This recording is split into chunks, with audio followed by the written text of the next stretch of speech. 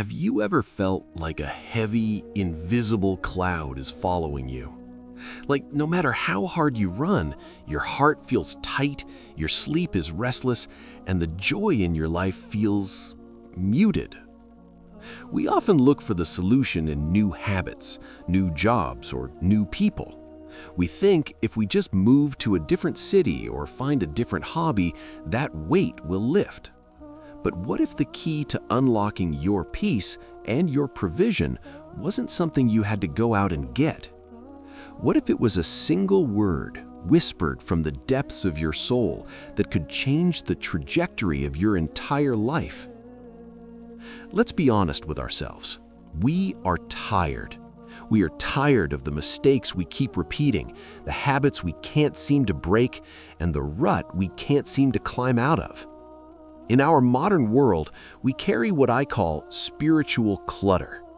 Every small lie, every moment of arrogance, every time we turned away from what we knew was right, it leaves a mark. These marks accumulate until we feel disconnected from our Creator and eventually disconnected from ourselves. We feel stuck because we are carrying the weight of 1,000 yesterdays. We are trying to run a race while wearing a backpack full of stones. Many people think Astaghfirullah is just a word for when you've done something bad. They think it's a mechanical phrase of guilt. But it is so much more than an apology. The root of Istighfar comes from al-Ghufr, which means to cover or to protect. Think about a helmet or armor. It's called migfar in Arabic. When you say Astaghfirullah, you aren't just saying, "I'm sorry." You are asking your Creator to shield you from the consequences of your mistakes. You are asking Him to wrap your heart in a protective layer so the darkness of the world cannot penetrate it. It is a spiritual reset button. It is the act of finally coming home to the one who knows you better than you know yourself. Why is it that even when we try to do good, doors stay closed?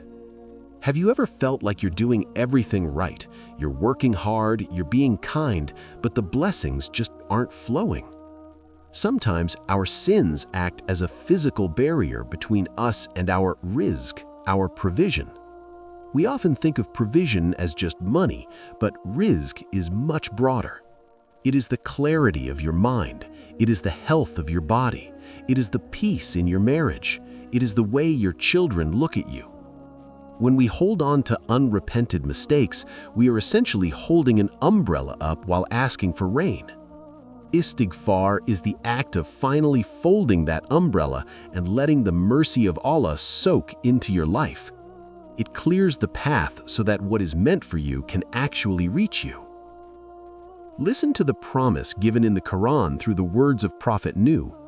He didn't just tell his people to ask forgiveness so they wouldn't be punished. He gave them a formula for prosperity. He said, "Ask forgiveness of your Lord. Indeed, He is ever a perpetual forgiver. He will send rain from the sky upon you in abundance and give you increase in wealth and children and provide you for gardens and provide you for rivers." Do you see the sequence? Forgiveness comes first, and then the floodgates of worldly success open. Wealth, family, gardens, and flowing rivers, these aren't just metaphors for the afterlife.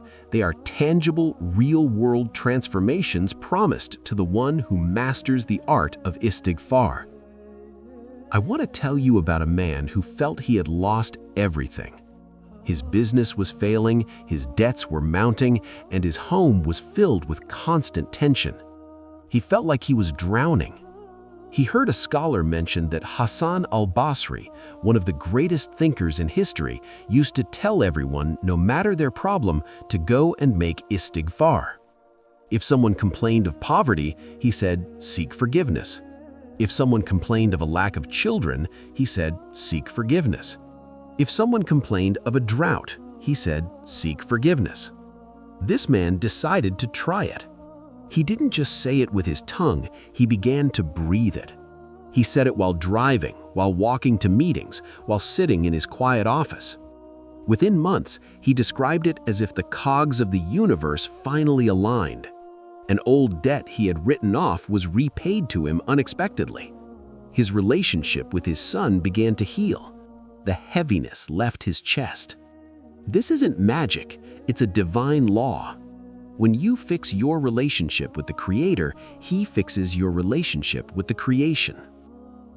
So how do we make this a reality in a life that is busy and distracting?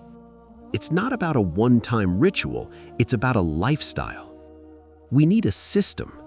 Start with what I call the morning shield. Recite Astaghfirullah 100 times after your morning prayer. This clears the slate before the world has a chance to stress you out. Then practice the gap method.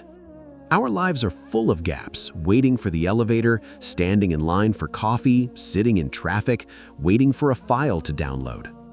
Instead of reaching for your phone to scroll through social media, let your tongue move with Astaghfirullah. It turns wasted time into healing time. And finally, perform a nightly audit. Before you close your eyes, think of one specific thing from the day you aren't proud of. A sharp word to a colleague, a moment of greed, a wasted hour. Ask for forgiveness for that specific thing and feel the weight leave your body as you drift into a deep, protected sleep. Imagine a life where you no longer feel stuck.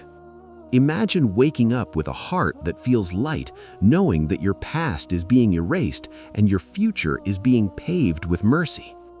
Imagine the doors of opportunity opening not because you struggled harder, but because you humbled yourself. That is the power of this one word. It is the ultimate weapon of the believer. It is the secret of the successful. It is the comfort of the broken. As we end this, take a deep breath. Feel the air in your lungs. You are not your past. You are not the mistakes you made 5 years ago or 5 minutes ago. You are a servant of the Most Merciful, and His door is never locked from the inside.